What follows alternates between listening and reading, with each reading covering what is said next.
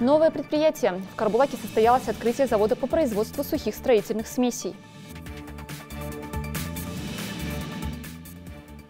Проверка знаний. Ингушетия приняла участие во всероссийском тотальном диктанте.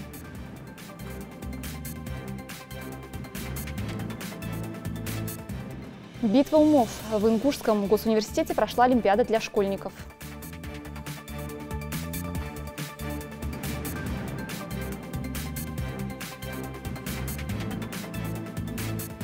Добрый вечер, это новости 24, в студии Мадина Албагачиева. Завод по производству сухих строительных смесей запустили сегодня в промзоне Карабулака. Новое предприятие стоимостью около 70 миллиардов рублей запущено частными инвесторами. Завод сможет обеспечить регион качественной продукцией по доступной цене, а также даст республике новые рабочие места. Открытие завода состоялось в присутствии почетных гостей. Хади Добриева продолжит. 3, 2, 1, пуск! Старт новому предприятию дают первые лица республики и руководство завода. Тут же запускается огромный барабан, в котором предварительно сушится строительный песок. В конвейер попадает уже готовая смесь. Рабочие только и успевают подставлять и складывать мешки. Основные виды продукции, которые будут выпускаться на этом заводе, это штукатурки, клея, это клея для плиток, для керамогранита, клея для теплоизоляции, шпаклевки, полы, наливные, стяжки. Для местных жителей новый завод – это еще и возможность трудоустроиться. Здесь создадут больше 50 рабочих мест. Кстати, в штат уже набрано около 30 сотрудников. В их числе Экраман Алиев. Работа не пыльная, говорит он, а главное – возможность трудоустроиться в родном городе. Я уже не первый раз работаю на этой машине. Это как бы моя вторая машина, даже третья, по-моему. Работаю как бы...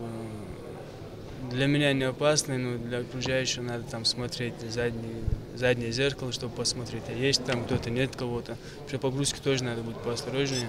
Объект реального производства, которого не хватало республике. Такую оценку предприятию дает глава региона. Юнусбек Евкуров отмечает, остаться без заказов заводу точно не грозит. Ведь это первое предприятие в республике с таким востребованным ассортиментом продукции. Это для республики, если мы говорим о производимой продукции, все-таки уже своя продукция. Раньше она была завозима из регионов России. Сегодня уже мы можем поставлять в различные регионы страны. Это первое. И второе, это все-таки рабочие места, это доходы в бюджет, ну и это имидж республики. Поэтому уверен, что и инвестор, и другие предприниматели, все постараются сделать так, чтобы объемы и производства, объемы и продаж, и реализации с каждым годом росли. Особое внимание глава региона инвестора попросил уделить именно условиям труда рабочих. Ведь такое производство не самое экологичное. Что могу обещать?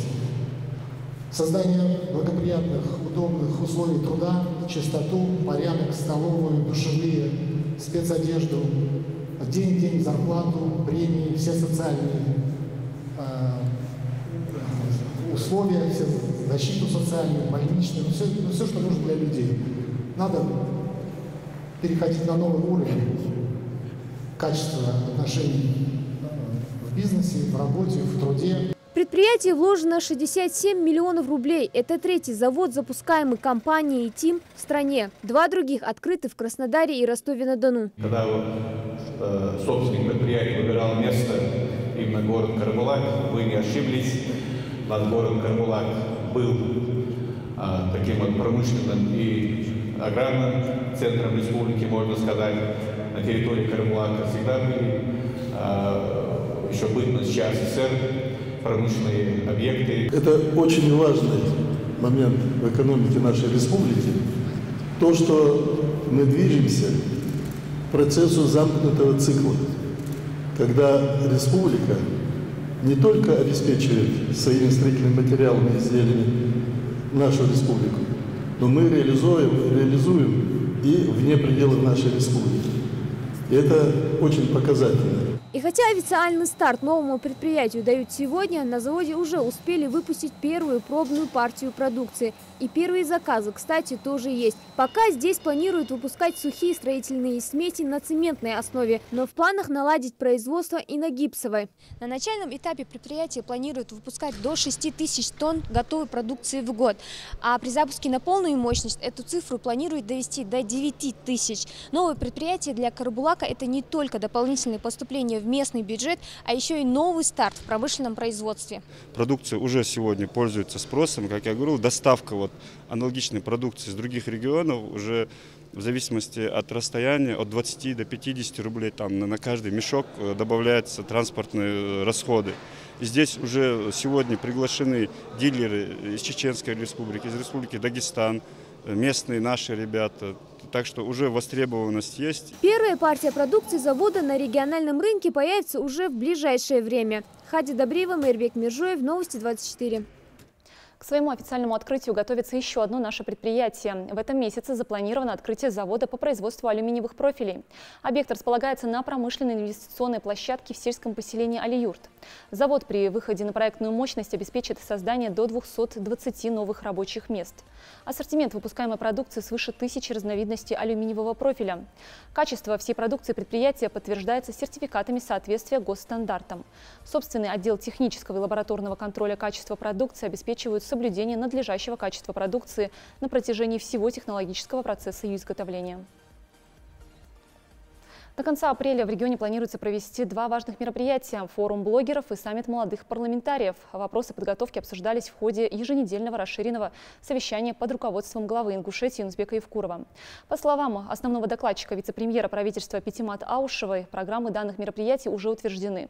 Что включает в себя эти программы и какова цель мероприятий? Подробности в следующем сюжете.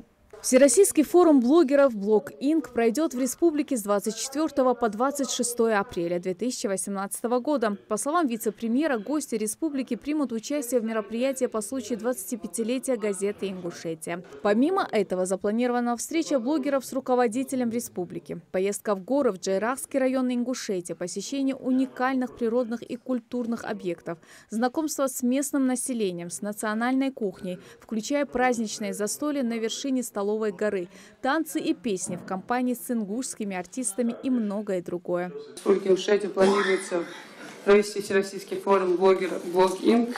Подготовлена программа проведения форума, разосланы электронные письма 50 российским блогерам. Свое участие подтвердили 22 блогера, но буквально час назад мы получили информацию, что уже 32 человека, то есть 10 человек еще подтвердили. Глава республики считает, что блогосфера является серьезной платформой для диалога между обществом и властью, от которой зависит формирование позиций и взглядов на актуальные темы и вопросы. В этой связи он поручил руководителям министерств и ведомств отнестись более чем серьезно к форуму и его участникам, которые, по его убеждению, призван стать не только очередным молодежным мероприятием, а крупным имиджевым событием для республики.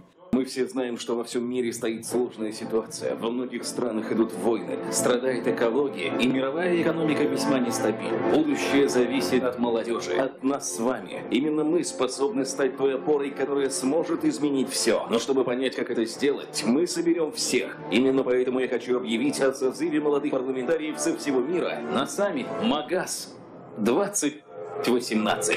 Далее на совещании говорили о готовности республики к принятию международного саммита молодых парламентариев МАГАС-2018, который пройдет с 26 по 29 апреля. Открытие саммита состоится в стенах Народного собрания региона, где молодым парламентариям представится возможность ближе познакомиться с составом и структуром парламента, узнать историю ингушского парламентаризма, которая началась в далекой древности с начала Совета старейшин. Цель саммита – это эффективное развитие молодежного парламентского движения как инновационное направление молодежной политики Российской Федерации.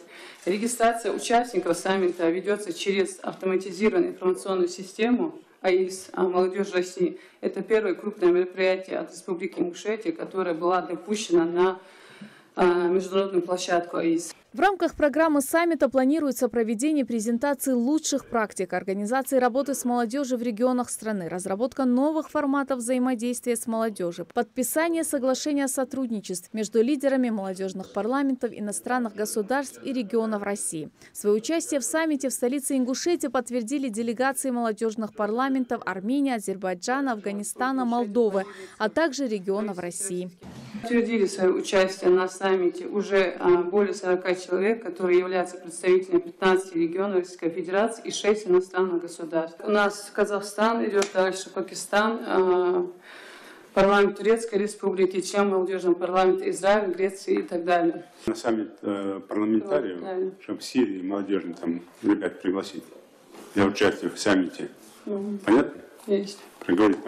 Напомним, что саммит представляет собой социально-образовательный проект, направленный на повышение конкурентоспособности лидеров молодежных структур иностранных государств и регионов Российской Федерации и разработку новых моделей работы с молодежью. Светлана Томова, Муслим Ганиев, Юсуп Ханиев, Рамзан Ахильгов. Новости 24. Массовая диспансеризация в регионе продолжается. В этот раз врачи Федерального медико-биологического агентства принимали пациентов в сельском поселении Галашки. Желающих пройти осмотр и получить консультацию оказалось немало. Некоторым пришлось дожидаться своей очереди во дворе больницы. Всего за полдня врачи приняли около 500 пациентов. Ната Евлоева расскажет подробнее. Сразу повысилось давление. Фатима Бокова пришла на обследование жалобой на повышенное давление. Да и зрение, как признается женщина, подводит с возрастом. Приезду врачей она только рада, ведь есть возможность бесплатно проконсультироваться у специалистов. Сделали кардиограмму, сейчас обследуются. Ну, да, сейчас дают рекомендации, будут давать сейчас. Я довольна. Такого количества пациентов за день в больнице, как признаются местные врачи, еще не было. Одни ожидают своей очереди внутри здания, а другие на улице. Больница обслуживает 4 села – Алкун, Мужичи, Датых, ну и, конечно же, сами Галашки. За неполный день уже прошли осмотры 500 пациентов. Это взрослые и дети. Люди все приходят, все у нас проходит вроде бы хорошо, организованно. Главная цель этой акции – выявление различных заболеваний на ранних стадиях – сердечно-сосудистых, желудочно-кишечного тракта и онкологических. Прием пациентов ведут офтальмолог, гинеколог, маммолог и эндокринолог. Здесь же можно пройти флюорографию. По словам врачей, главная проблема в том, что многие обращаются к доктору только тогда, когда чувствуют серьезные недомогания. Однако есть болезни, которые не так просто распознать на ранних стадиях. Их нужно обнаружить только пройдя обследование, ведь лечить болезнь на ранней стадии значительно легче. Конечно, мы достаточно много выявляем различных патологий, которые нужно оперировать, соответственно, настраиваем пациентов на то, что это нужно сделать, потому что они многие знают, что это нужно, но на протяжении 10-20 лет ходят и не хотят оперироваться. Жители охотно приходят на обследование, ведь не часто выпадает возможность проконсультироваться у специалистов такого уровня.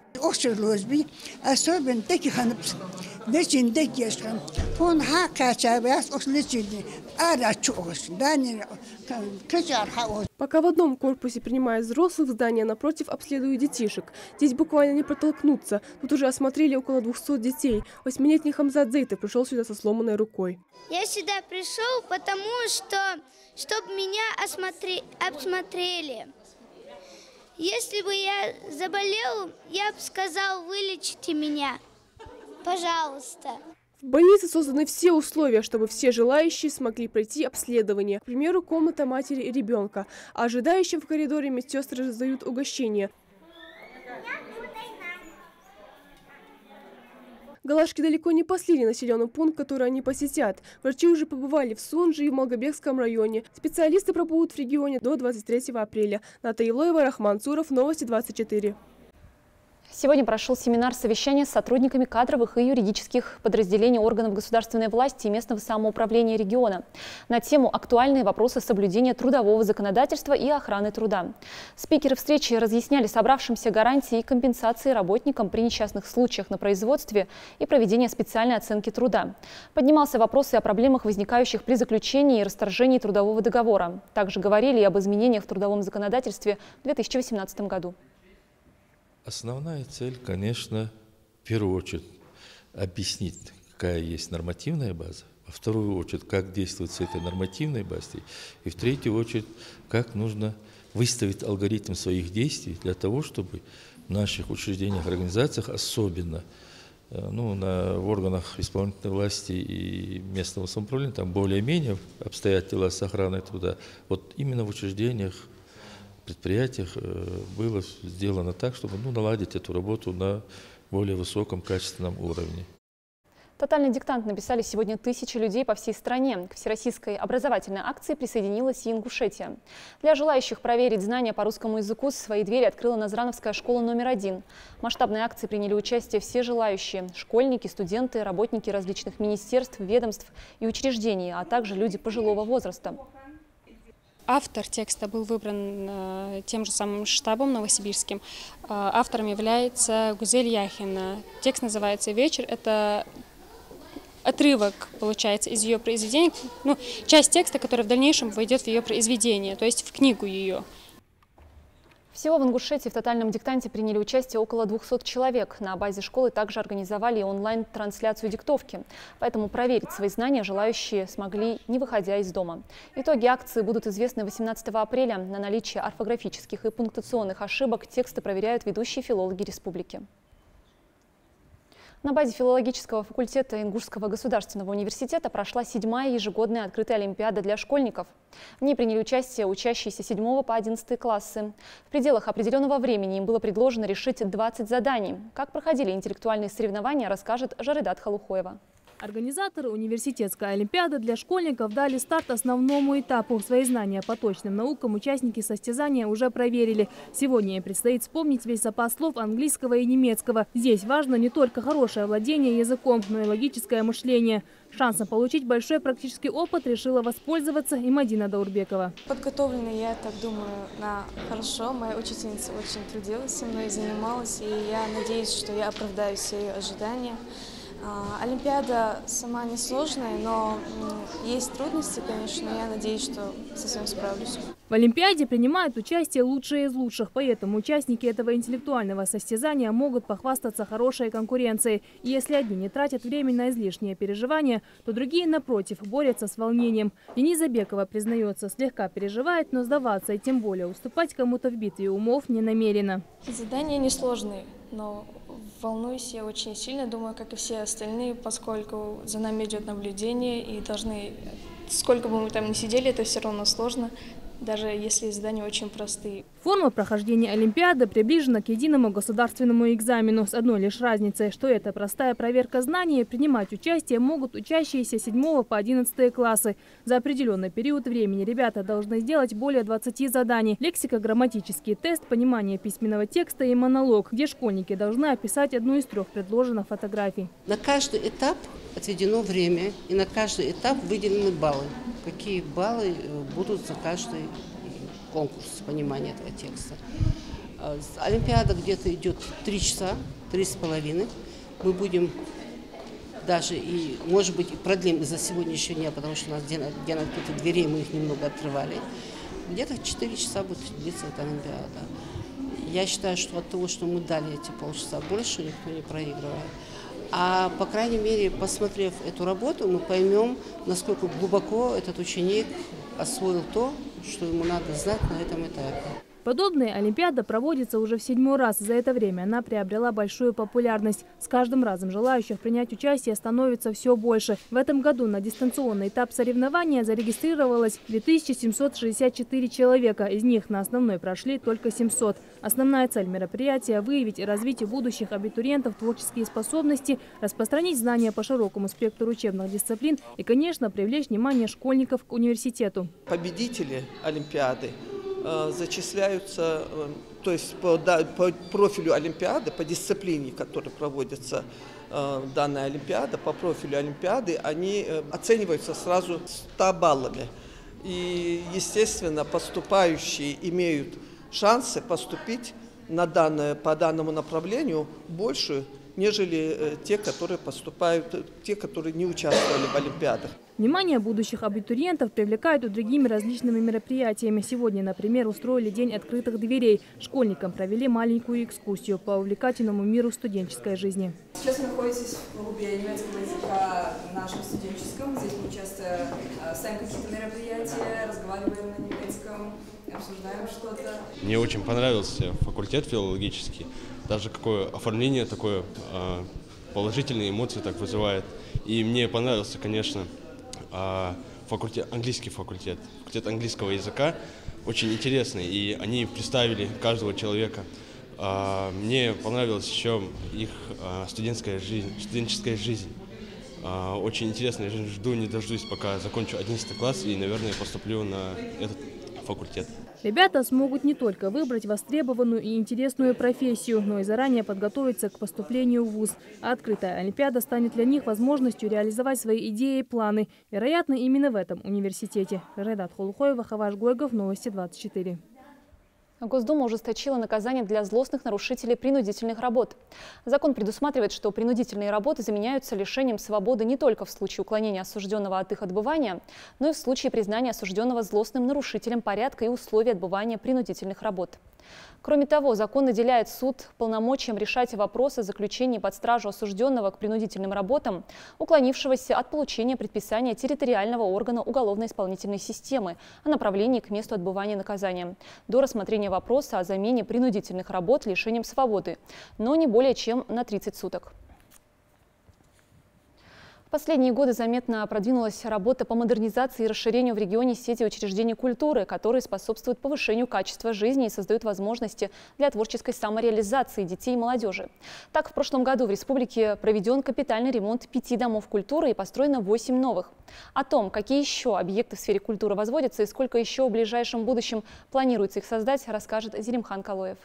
В прошлом году открыты дома культуры в нескольких сельских поселениях. Место для проведения досуга появилось у жителей села Галашки. Прошло почти 20 лет, и вот, наконец, в селении построили новый ДК. Теперь свои таланты в стенах этого центра будут развивать дети со всего поселения. Просторный и светлый зал для занятий хореографией, помимо этого вокальный и кружок декоративно-прикладного искусства.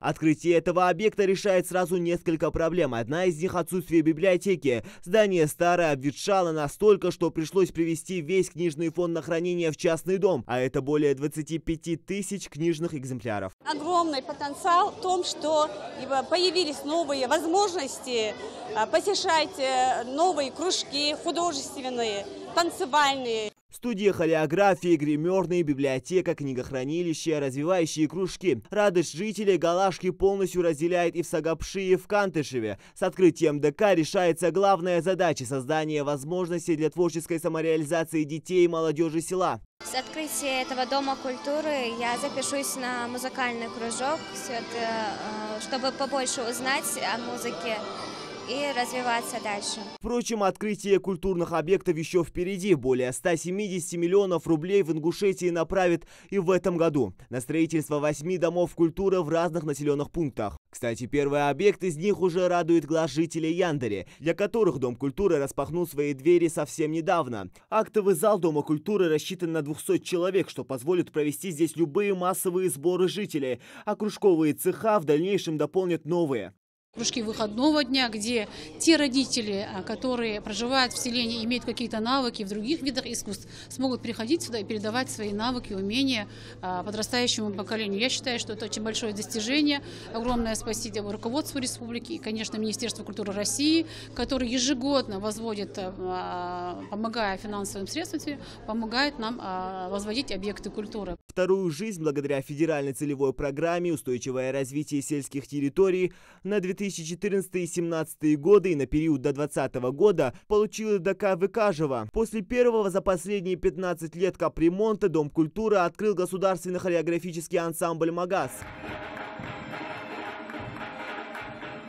Развитие культуры и туризма на 2013 и 2020 годы – еще одна программа, благодаря которой капитальный ремонт провели в домах культуры в Троицком и в Инарке. Пожалуй, самый важный и даже необходимый ремонт в зданиях коснулся кровли и отопления. Открытие отремонтированных домов культуры отметили и первыми концертами. Огромный подарок, пожалуй, для всей республики в очередной раз преподнесла компания «Роснефть». В конце февраля в Назране открылся первый в Ингушетии молодежный культурно-досуговый центр с бассейном, кинотеатром, теннисным кортом, тренажерным комплексом, художественными и швейными мастерскими и репетиционными залами для ансамбля «Ингушетия». Вот и сегодня в жизни республики радостное событие – открытие молодежного культурно-досугового центра. Здесь каждый желающий найдет себе занятие по душе. В центре можно заниматься танцами, играть на музыкальных инструментах, заниматься в спортивных секциях, а любители народного промысла ждут студии изобразительного декоративно-прикладного искусства и мастерская по пошиву национальных костюмов. Пусть молодые люди найдут здесь применение своим талантам. Большой вклад в реализацию успешных совместных социальных проектов, которые значительно повышают уровень жизни граждан, внес глава Республики Ингушетия, за что мы выражаем вам, уважаемые Ленуслед, Роман слова искренней благодарности. Потом молодежь будет находиться, заниматься, работать и развиваться. Но самое главное, что многие творческие коллективы здесь нашли свой дом, и мы решили стратегическую проблему по именно устройству и размещению наших творческих коллективов.